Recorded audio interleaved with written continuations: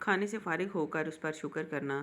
حضرت انس بن مالک رضی اللہ عنہ حضرت صلی اللہ علیہ وآلہ وسلم کا ارشاد نقل کرتے ہیں کہ اللہ تعالیٰ اس بات کو پسند فرماتے ہیں کہ بندہ ایک لقمہ کھانے کا کھائے یا پانی کا گھونٹ پیے تو اس پر اللہ تعالیٰ کا شکر بجا لائے۔ اس حدیث میں فرمایا گیا ہے کہ بندے کا کھانے کا ایک لقمہ کھا کر یا پانی کا ایک گھونٹ پی کر اس پر اللہ تعالیٰ کا شکر ادا کرنا اللہ تعالیٰ کو محبوب اور پسندیدہ ہے۔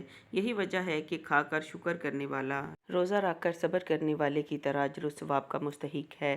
امام غزالی کھانے کے آداب میں لکھتے ہیں کہ ہر نوالے پر بسم اللہ شریف پڑھو اور جب تک خوب چبا کر نوالا نگل نہ لو دوسرا نہ ڈالو، اور ہر نوالے پر الحمدللہ کہو۔ اللہ تعالیٰ کی نعمت کی قدر شناسی کا یہی تقاضا ہے کہ اس مالک کے رزق کو اس کا نام لے کر کھائے اور ہر لقمہ کے کھانے پر اس کا شکر بجا لائے کہ اس مالک نے یہ کھانا مہیا فرمایا، پھر اس کو کھانے کے لیے ہمارے اعضاء قوی اور سلامت بنائے، پھر اپنے لطف سے اس کو ہمارے حلق سے اتار دیا۔